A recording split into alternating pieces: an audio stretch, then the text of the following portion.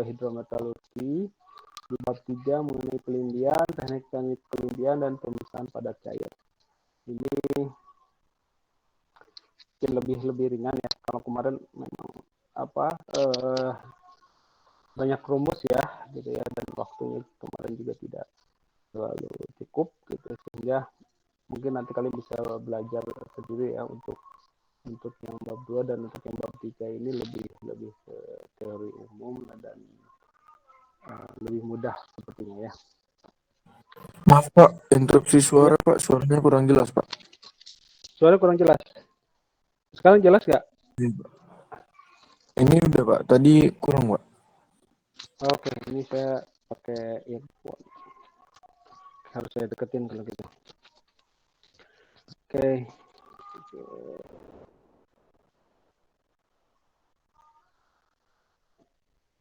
Kemarin tuh yang ketua kelas di sini tuh ketua kelas apa? Ketua angkatan ada di kelas ini nggak? Siapa ya namanya ya kemarin tuh? Irwan Pak. Irwan. Izin Ada Pak. ya? Ini. Hadir Pak Iza. Oh, Hadir. masuk kelas saya.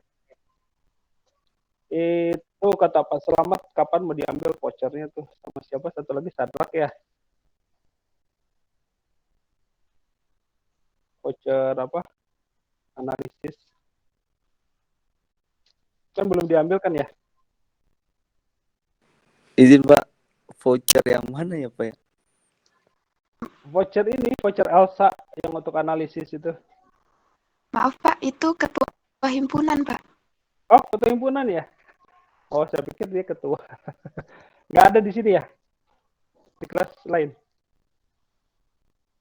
Sepertinya kelas lain Pak. Oh, kelas lain. Oke. Yang kelas ini siapa? Sadrak, bukan?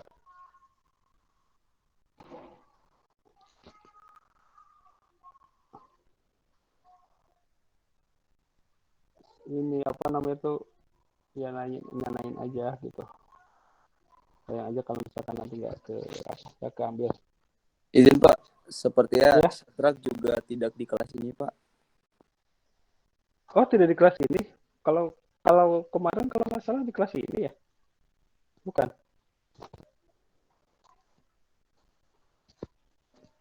Oh ya sudah kalau gitu, kalau memang nggak di kelas ini. Kemarin seingat saya sih ada di kelas ini waktu pas bab 2 itu ya. Kita pindah kelas mungkin. Oke, kita lanjut ya ke bab 3. Kita lihat dulu apa itu sih pelindian gitu ya. Jadi pelindian itu berbeda ya dengan dissolution gitu ya atau pelarutan gitu. Tapi pelindian ini atau dikenal dengan leaching ya. Orang melihatnya di leaching aja kan gitu. Kalau udah di Indonesia kan itu udah ada ejaan yang disebut makan menjadi pelindian. Pelindian itu adalah pelarutan selektif. Jadi pelarutan logam berharga tertentu dalam biji maupun konsentrat ya tanpa melarutkan minimal pengotornya atau minimal melarutkan mineral pengotornya. Jadi ada apa ya, selektif gitu ya. Nah, mineral pengotor tetap dalam bentuk solid dan masuk ke solid residu atau kepadatan residu. Di sini ada contoh-contoh regen pelindian. Ini yang umum ya, asam, ada asam sulfat, ada asam klorida dan asam nitrat gitu ya. Ada juga asam yang lain, hipochlorite segala macam ya. Tapi ini umum 3 asam ini sering dipakai. Untuk larutin apa? Ini banyak sekali gitu ya penggunaan asam ini, hampir semua base metal ini bisa dilarutkan oleh ketiga asam ini ya. Tetapi mereka tidak terlalu selektif gitu ya. Jadi asam ini tidak terlalu selektif untuk beberapa, misalkan Fe sama Mg itu pasti larut dengan ketiga ini, khususnya misalkan yang sering dipakai itu pakai H2SO4, nikkel juga sama. Kemudian untuk yang basa, itu contohnya sodium hidroksida ya, ini digunakan untuk pelindian boksit ya dalam proses Bayer ya, ini untuk penggunaan NaOH.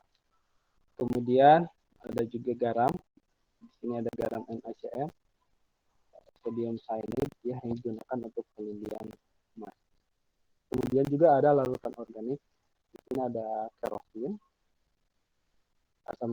asam sitrat, asam tartarik, asam asetat, dan segala macam. Dan ini memang yang lagi berkembang penggunaan asam organik dengan alasan aspek lingkungan ya. Tapi kadang untuk penggunaan asam-asam ini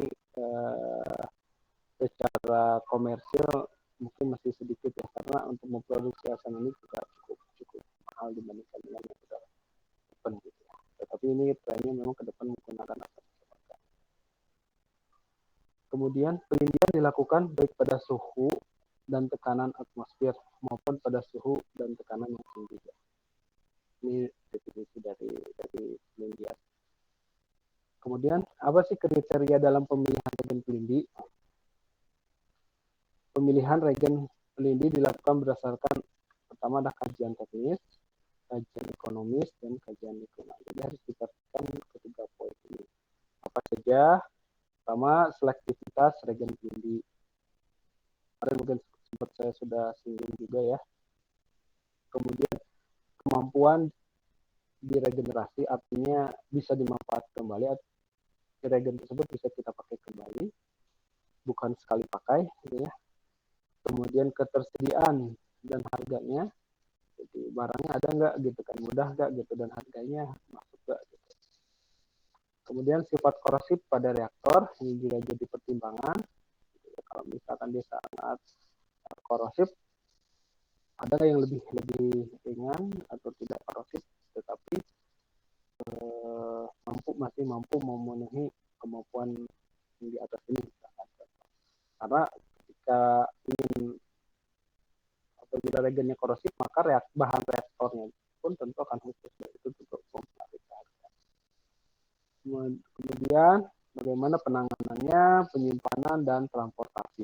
Ini juga menjadi yang penting karena tipikalnya untuk pabrik pengolahan itu kadang ada juga yang di site kan gitu ya, tidak hanya di bibir pantai gitu kan ya, dekat pelabuhan, tapi kadang ada juga yang di site tambang yang memang transportasi itu menjadi penting, termasuk penanganannya gampang dan dampak lingkungan yang minimal atau yang bisa dikendalikan. Ini juga menjadi poin penting dalam kriteria pemilihan regen pelindi. Kemudian parameter yang mempengaruhi hasil pelindian ini pertama adalah bijinya itu sendiri ya. Apakah ada biji lain ya dari jenis yang lain gitu ya ketika disimpan. Kemudian ukuran partikelnya. Kemudian karakteristik dari bijinya itu, mineralogi ini apa gitu ya. Ini sangat penting. Kemudian suhu, durasi pelindian, pH, intensitas vegetasi, kepadatan selari atau persen padatan. Misalnya ada nulisnya persen padatan, ada juga solid per liquid gitu ya. Kemudian kandungan oksidator seperti contohnya oksigen larut. Mereka kan ada banyak ya, saya sebutin oksidator. Nah ini biasanya yang menjadi parameter penting ya dalam mengolah hasil pelindian, dan kadang mahasiswa ini melakukan penelitian untuk di hidrometeorologi, main di sini nih, dia main di suhu, di durasi waktu pelindiannya, di pH, kadang juga di ukuran partikel gitu ya. Karena sebelum melakukan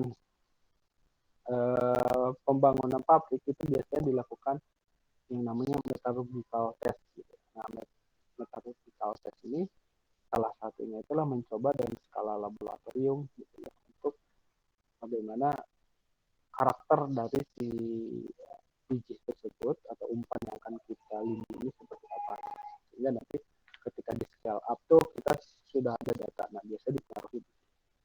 Jadi kalau udah agak besar udah nggak boleh lagi mainin ini gitu ya. Kalau bisa dikecil dulu dapat optimumnya parameter ini, baru dapat optimum dicoba di yang besar apa nih.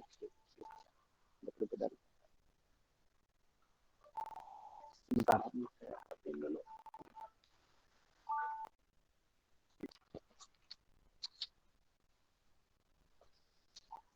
Oke, kita lanjut. Yang pertama terkait selektivitas reagen pelindung. Apa itu selektivitas reagen pelindung? Adalah kemampuan reagen pelindung dalam melarutkan logam-logam tertentu ya yang diinginkan tanpa banyak melarutkan mineral-mineral pengotornya. Ini definisi dari selektivitas ya. Kemudian ini akan sangat menentukan konsumsi reagen dan unit cost untuk reagen itu sendiri. Tentu ya, ketika hanya mineral tertentu atau hanya elemen tertentu saja yang dilarutkan, maka konsumsi reagennya juga tidak akan banyak ketika melarutkan seluruh. Kemudian menentukan proses dan unit cost dalam proses recovery logam sesudah pelindian. Nah, ini menjadi penting juga ketika kita sudah mendapatkan PLS-nya, predominantly solution. Nah, selanjutnya step-nya apa gitu. Ini juga menentukan dari reagen. Kalau reagennya ternyata di pelindiannya oke gitu kan ya, bagus gitu ya. Tetapi pas proses pemurniannya ternyata treatment yang harus dilakukan ini karena menggunakan reagen yang baru gitu ya, yang belum dicoba, akhirnya juga kesulitan dengan teknologi yang ada. Ini jadi challenge juga gitu ya untuk penentuan reagen pelindung. Selanjutnya adalah regenerasi reagen pelindung. Artinya reagennya itu kita recycle ya, kita pakai kembali.